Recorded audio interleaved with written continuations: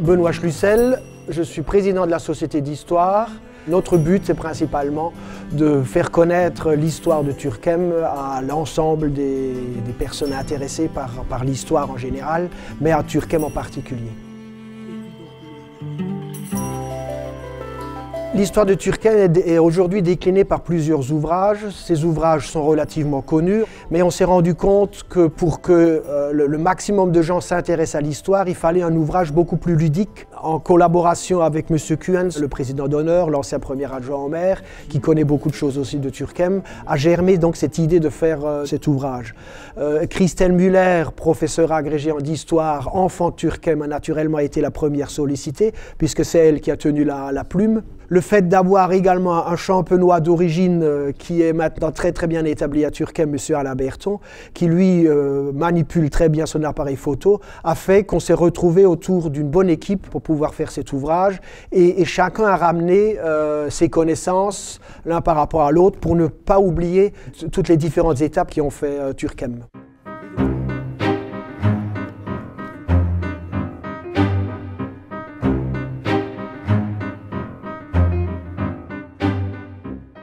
Je suis Christelle Müller, j'ai passé toute ma scolarité à Turckheim et ma maman est originaire de Turckheim, donc c'est là où j'ai passé toute mon enfance et où j'ai commencé à développer une passion et un intérêt certain pour notre cité du Brandt.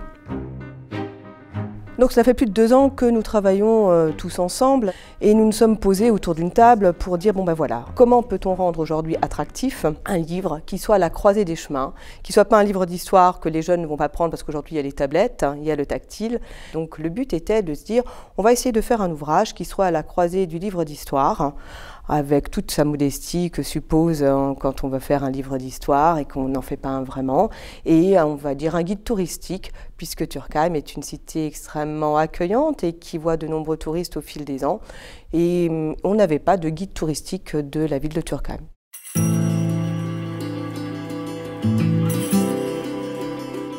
Donc le but c'était de choisir des mots, de synthétiser l'histoire, ce qui n'est pas facile, puisqu'à un moment donné on fait forcément des choix qui vont être heureux ou malheureux pour certains, des mots qui vont manquer et que certaines personnes vont nous faire remarquer qu'il faut mettre, à juste titre d'ailleurs.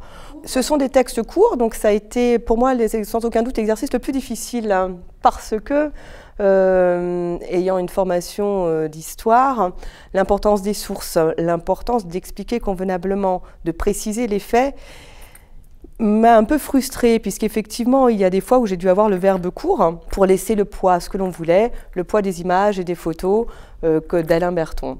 Mais j'ai envie de dire que quelque part, si cet exercice est difficile, il permet quand même d'aller à l'essentiel et sans aucun doute, justement, à tout le monde, à ce moment-là, de pouvoir rentrer dans l'histoire de Turckheim et de se l'approprier.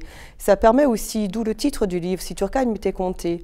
On est aujourd'hui à une époque où l'imaginaire prend le dessus, la science-fiction, ça fait des années, mais où quelquefois on se rend compte quand bien même que l'histoire est la source, notamment en littérature, de petites histoires où on a envie que le lecteur soit lui-même acteur de ce livre et s'approprie cette histoire et en fait quelque chose. J'avais envie d'une convergence entre les photos et les mots pour laisser la place à l'imaginaire. Au départ, en 2012, lorsque Turckheim a fêté ses 700 ans de ville libre d'Empire, nous avions émis le souhait de faire un petit ouvrage qui retrace uniquement cette période de 700 ans d'histoire. En fin de compte, on s'est rendu compte que l'histoire de Turckheim ne commence pas en 1312, mais commence nettement avant le Saint-Empire romain germanique.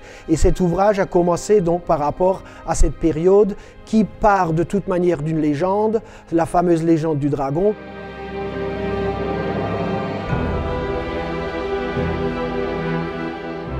Ça part naturellement d'un fait historique, puisque géologiquement, vous savez pertinemment qu'à l'époque, entre la Forêt-Noire et les Vosges, il y avait une mer, une mer intérieure. Et donc, au niveau de la forêt noire, il y avait un dragon. Ce dragon voulait voir qu'est-ce qui se passait de l'autre côté de cette mer, à savoir sur les Vosges. Et donc, il commence à nager tout doucement dans cette mer intérieure et il se repose sur une des collines de Turckheim qu'on appelle le Heimbourg. Et il se repose là-dessus. Il s'est dit, je vais attendre quelques jours et puis je vais continuer ma promenade aquatique dans quelques temps. Malheureusement, il n'a pas pu se reposer tranquillement sur cette colline parce que le soleil dardait ses écailles et il s'est dit « Moi, soleil, moi je vais t'avoir, je vais te battre ». Et donc, il s'est retrouvé sur cette fameuse colline qui fait la renommée de Turckheim, le fameux Brand. La traduction littérale de ce Brand, ça veut dire la terre de feu. Et c'est là que donc ce dragon et le soleil se battent. Mais malheureusement, le dragon perd la bataille, se retire dans une grotte qui existe toujours encore, le Drachenloch, traduction littérale, le trou du dragon. C'est Noé qui a raconté ça à un vigneron de Turckheim. Et Noé lui a dit, sur ces terrains fertilisés par le sang du dragon, tu peux tranquillement planter de la vigne parce que ça sera des vins de feu qui vont y être produits. Au fil des siècles, cette histoire est narrée, l'évolution de Turckheim par rapport aux nouveaux quartiers qui ont été créés, l'évolution des bâtiments industriels, la transformation des moulins en bâtiments. Donc tout ça, c'est toutes ces pages d'histoire qui sont narrées dans cet ouvrage.